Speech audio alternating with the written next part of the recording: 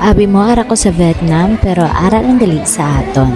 Hi, it's me, Charlize! So today, ari kami sa Dumangas, Iloilo para i-try ang isa sa mga trending na restaurant diri, ang Dio Rios Restaurant, na kilala sa ila Vietnamese-inspired floating dining. We're from Capiz pero halin kami anay sa Iloilo City kay naglagaw-lagaw pa kami para masulit ang amon nga trip. So after sina, nagbiyahe naman kami pakadto sa Dumangas around 1 hour from Iloilo City. So kay gusto din namon ma-experience ang ila Vietnamese-inspired floating dining, okay lang ang bisan medyo nagpalit kami sa biyahe halin sa Iloilo City. Wala man sila ga-accept ng reservations, so walk-in gid ang ilang system. So excited na gid kami makita kung worth it man gid ang ginahype nga experience. So tara, upod sa amon. Pagabot pa lang namon sa parking area, makita mo na gid nga damo ang tawo kay halos puno na ang parkingan. So nagabot kami mga 4:57 PM. So ari na ta sa ginatawag nila nga Vietnam of Iloilo, ang Dio Rios Restaurant. Located at Dumangas, Iloilo, kung sa diin ma-experience mo ang ila unique na floating dining. So nami ang ambience, presko, relaxing, kag perfect sa dates, family, banding o kung barkada get together. So sa una pa lang nga tan-aw, ma-feel mo na dayon ang relaxing kag aesthetic na ambience. Doon nag-travel ka sa Vietnam bisan ari ka lang sa Iloilo. So sa pagsulod mo pa lang, una mo na nga maagyan isang ilang nga mga alaga ng isda.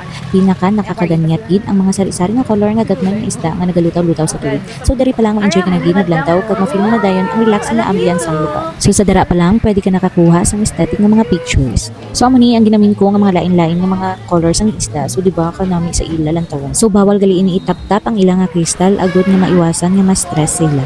Sa una nang sina, makita mo dayon ng ilang menu, diin pwede ka makapili isang ilang mga pagkaon kag ilinon antes ka magsulod sa dining area. Ang mga mabuot man ng ilang staff, so ini si Manong ang nag-assist sa amon. So thank you so much Manong. Samtang nagapili sila kag nag-order sang among pagkaon, ako anay ang naglibot-libot para mag-explore ang ila setup.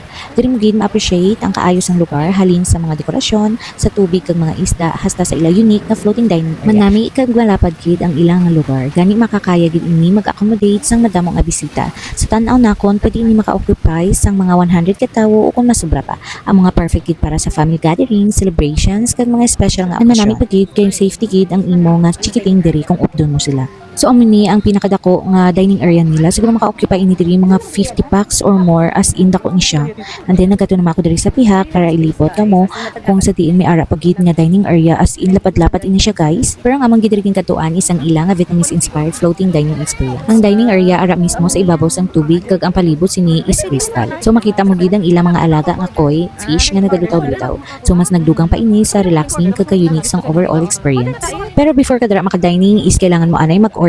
So kay tungod nga ini nga dining experience is trending. So kailangan tani mag-order una and then ma-wait kid damo pagahulat guys. So sa dara lang ina nga dining happen sa iban nga table nila nga bakante is pwede ka naka order and then kakaon. Kay tungod nga gusto gid iya namon didto and then gusto namon ma-experience, so willing to wait gid ang mga personas. So ara na kami no, tapos na kami order and then ika 86 kami, so may anong pa nga customers antes sa amon. So madugay-dugay gid nga hinulatay no.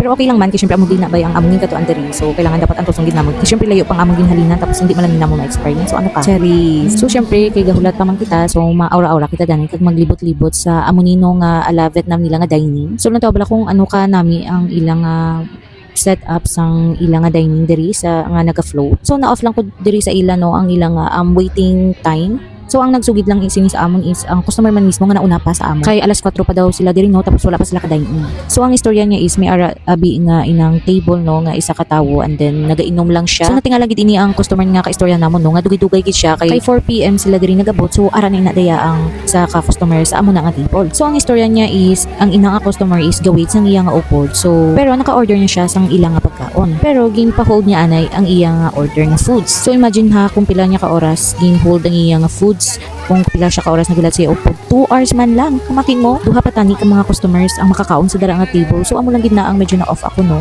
kay hambas ng isa ka staff is right man ako no sang customer nga mag-wait. So di bala do ka-unfair man kay kami nagulat man gani, pero dito kami sa piyak nga table, dito kami sa bakante nga table kung sa diin wala ginapilahan. So miskan nauna pa siya da nga table no, ganin kay wala pa siya ka-start and then 2 hours niya nga hinulat niya sa upod niya and hold sa foods. Imagine that, imagine ko ano oras pa yung mag-abot ng mga upod and then lutuon pang iyang orders. Yes, sa wakas. Paano na? So sa wakas no nakabakante na and 6:30 kami yata naka dine in dara sa amo na nilang dining experience nga ala Vietnam. So amo lang gid na no nga ako na off kay syempre do amo lang tong customer ang ilaging consider ba.